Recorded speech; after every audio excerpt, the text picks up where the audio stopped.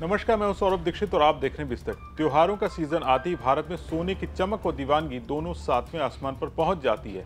दिवाली, धनतेरस पर तो हर घर में जैसे सोना खरीदने की होड़ मच जाती है। वैसे तो ये ट्रेंड हर साल ही देखने को मिलता है, लेकिन इस बार अक्टूबर में गोल्ड की इस चाहत ने तमाम रिकॉर्ड तोड़ दिए।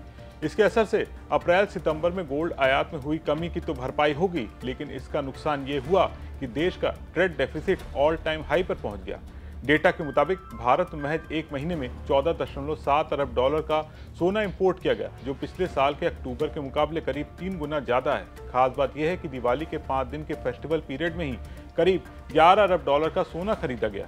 जाहिर है, जब गोल्ड की इस तरह से खरीद होगी तो डिमांड को पूरा करने के लिए आयात भी ज्यादा करना पड़ेगा। इसका असर ट्रेड डेटा पर भी साफ नजर आ रहा है, क्योंकि बीते महीने 76.1 अरब डॉलर के कुल इंपोर्ट के मुकाबले एक्सपोर्ट 34.4 अरब होगा और यह अंतर 41.7 अरब डॉलर के साथ अब तक के सबसे उच्चतम स्तर पर पहुंच गया।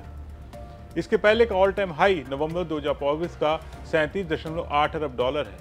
दिलचस्प बात यह कि सोने के अलावा चांदी के आयात में भी अक्टूबर के दौरान जबरदस्त उछाल आया है और सिल्वर इंपोर्ट 2.7 अरब डॉलर पर पहुंच गया, जो पिछले साल के 6 गुना से ज्यादा है। यानी गोल्ड और सिल्वर ने मिलकर भारत के इंपोर्ट्स में तेजी लाने का काम किया है। यही वजह है अप्रैल अक्टूबर में गोल्ड इंपोर्ट 21% बढ़कर 41.2 अरब डॉलर रहा। भारत दुनिया भर में दूसरा सबसे बड़ा गोल्ड कंज्यूमर है और यहां पर स्विट्जरलैंड से सबसे ज्यादा सोना आयात किया जाता है, जबकि यूएई दूसरे और दक्षिण अफ्रीका तीसरे नंबर पर है।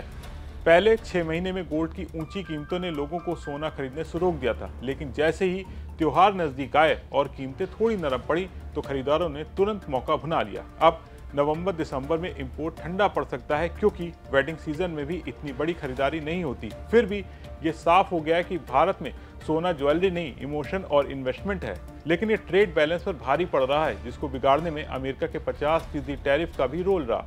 वहां आने वाला सामान 8.6% कम होकर 6.3 अरब डॉलर रह गया।